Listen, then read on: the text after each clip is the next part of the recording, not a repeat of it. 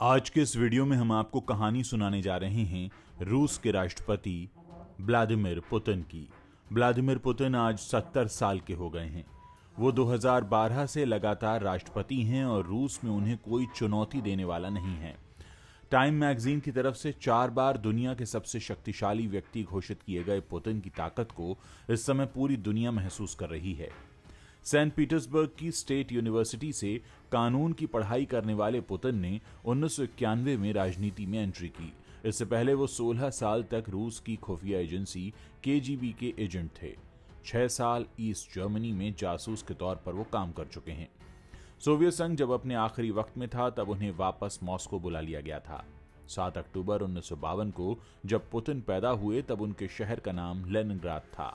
Soviet संघ के पश्चिमी छोर पर बसे इस शहर पर दूसरे विश्व युद्ध के गहरे निशान दिखते हैं।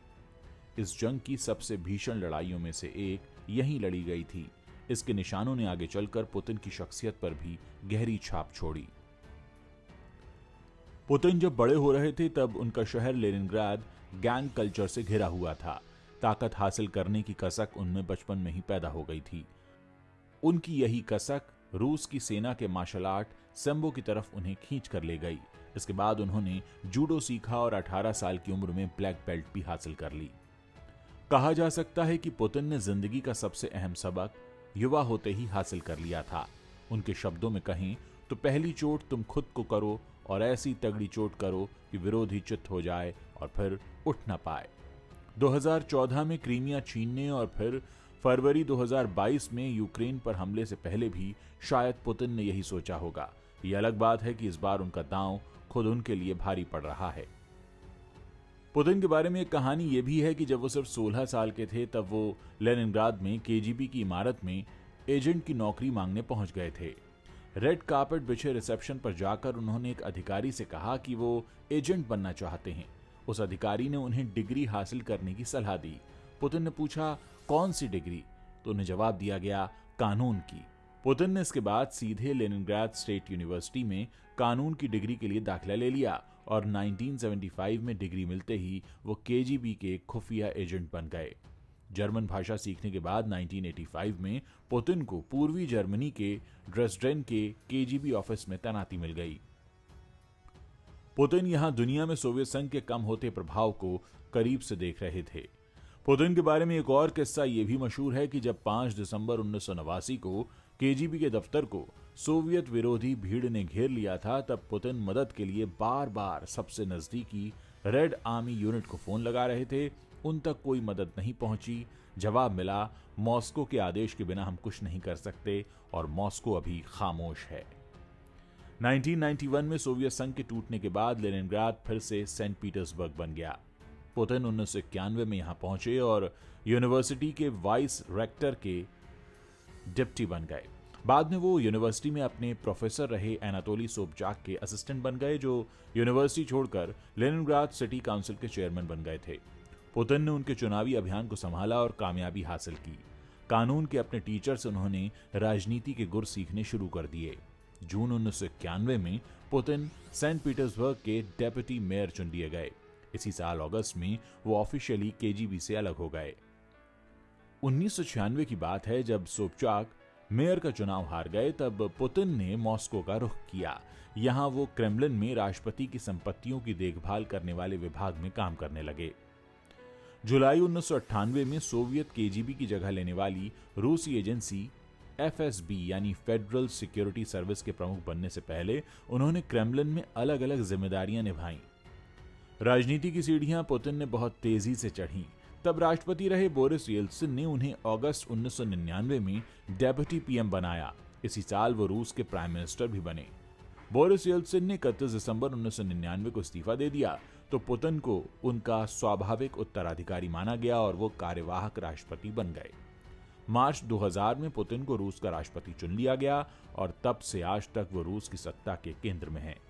पुतिन 2004 में एक बार फिर से राष्ट्रपति बने, लेकिन 2008 में उन्हें यह पद छोड़ना पड़ा क्योंकि रूस के संविधान के तहत कोई भी व्यक्ति लगातार 3 बार राष्ट्रपति नहीं रह सकता था। 2008 से 2012 तक प्रधानमंत्री पद संभालने के बाद वो फिर से राष्ट्रपति बने और अब तक इसी पद पर हैं। 2008 में राष्ट्रपति रहे दिमित्री मेदवेदेव ने रूस के संविधान में बदलाव करके राष्ट्रपति पद का कार्यकाल 4 साल से बढ़ाकर 6 साल कर दिया। इससे तय हो गया कि पुतिन अब ज्यादा वक्त तक देश पर राज कर पाएंगे। पुतिन ने 1983 में ल्यूडमिला से शादी की और 2014 में तलाक ले लिया। उनकी 2 बेटियां मारिया और येकाटेरिना 1985 और 1986 में पैदा हुईं। पुतिन का परिवार सुर्खियों से दूर ही रहा है। 1990 के दशक में पुतिन सेंट पीटर्सबर्ग में फूड स्कैंडल में फंसे थे। अब इसके बारे में सभी जानकारियां गायब कर दी गई हैं। कहा जाता है कि 1992 में जब रूस की अर्थव्यवस्था गिर रही थी, तब पुतिन को सेंट पीटर्सबर्ग के लोगों को भोजन मुहैया कराने के कार्यक्रम की कमान दी गई थी। इसके लिए शहर ने $10 करोड़ का प्रावधान किया था। जांच में पता चला कि खाने का कोई सामान आया ही नहीं। इस पैसे को पुतिन और उनके दोस्त हजम कर गए। इस बारे में जांच को जल्द ही खारिज कर दिया गया और सारी जानकारियां दबा दी गईं। ये एक रहस्य ही है कि सेंट पीटर्सबर्ग में मामूली राजनीतिक हैसियत रखने वाला एक KGB एजेंट सिर्फ 2.5 साल में क्रेमलिन पहुंचकर देश के सबसे शक्तिशाली लोगों में कैसे शामिल हो गया। उन्होंने ऐसा क्या किया कि येल्त्सिन ने उन्हें पहले अपना डिप्टी PM बनाया और फिर कुछ ही महीनों में प्रधानमंत्री भी बना दिया। आखिर में उनके लिए राष्ट्रपति का पद भी खुद ही छोड़ दिया। KGB के एजेंट रहे पुतिन भ्रम फैलाने वाली जानकारियों के असर को समझते रहे हैं। अपने फायदे के लिए इसका इस्तेमाल भी करते रहे हैं। यही वजह है कि उन्होंने अपने इर्द गिर्द रहस्य का ऐसा जाल बनाया है कि लोग उनके बारे में कितना भी जान लें, कम ही लोग जानते हैं। इससे उनकी एक ऐसी छवि बन गई जो जिद और इरादों का पक्का है और इसे पूरा करने के लिए किसी भी हद तक जाने को तैयार है। माना जाता है कि पुतिन के व्यक्तित्व पर कमजोर होते सोवियत संघ की छाप है। वो रूस की पुरानी ताकत हासिल करने के लिए दीवानगी की हद तक प्रतिबद्ध हैं। पुतिन ताकत के केंद्रीयकरण में यकीन रखते हैं और यही वजह है कि रूस की सत्ता का केंद्र वो खुद बन चुके हैं। करीब 14.5 करोड़ की आबादी वाला रूस उनके व्यक्तित्व के इर्द गिर्द ही घूमता है। यहाँ के लोगों के जीवन के हर पहलू पर उनके फैसलों की छाप दिखती है। पुतिन को जब जब मौका मिला उन्होंने रूस की सैन्य ताकत दिखाई है। 2008 में जॉर्जिया पर हमला हो या फिर पश्चिमी देशों की धमकियों को दरकिनार करके 2014 में यूक्रेन के क्रीमिया को मिलाकर ऐतिहासिक गलतियों को ठीक करना हो। पुतिन को 2006 में फ्रांस के सबसे बड़े सम्मान लीजन ऑफ ऑनर का ग्रैंड क्रॉस दिया गया था। 2007 में वो टाइम मैगजीन के पर्सन ऑफ द ईयर चुने गए। 2007 में UAE का सबसे बड़ा नागरिक पुरस्कार ऑर्डर ऑफ जायद उन्हें मिल चुका है। 2011 में चीन इंटरनेशनल पीस रिसर्च सेंटर ने कन्फ्यूशियस शांति पुरस्कार भी उन्हें प्रदान किया था। 2011 में बेलग्रेड यूनिवर्सिटी ने उन्हें डॉक्टरेट की उपाधि दी। 2008 में चेचन्या की राजधानी ग्रोजनी की एक सड़क का नाम व्लादिमीर पुतिन एवेन्यू रखा गया और 2011 में किर्गिस्तान ने पहाड़ की एक चोटी का नाम व्लादिमीर पुतिन पीक रख दिया। पुतिन को ब्लैक सी में बने 16 मंजिला महल का मालिक बताया जाता है और उनके सबसे बड़े विरोधी एलेक्सेई नेवेल्नी की टीम ने इसकी तस्वीरें कुछ साल पहले ऑनलाइन शेयर की थीं।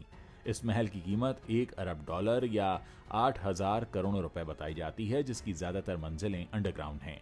170 एकड़ में फैला यह महल करीब 40 बाग बगीचों से घिरा है। कुल मिलाकर व्लादिमीर पुतिन एक ऐसे रहस्यमय व्यक्ति हैं जो इस समय दुनिया के सबसे ताकतवर व्यक्ति माने जाते हैं। व्लादिमीर पुतिन के बारे में आप जितना भी जान पाएं उतना कम होगा, क्योंकि उन्होंने अपने व्यक्तित्व के अंदर बहुत से रहस्य छिपाए हुए हैं। अगर आगे भी आप इस तरह के वीडियोस देखना चाहते हैं तो इस चैनल को सब्सक्राइब कर सकते हैं।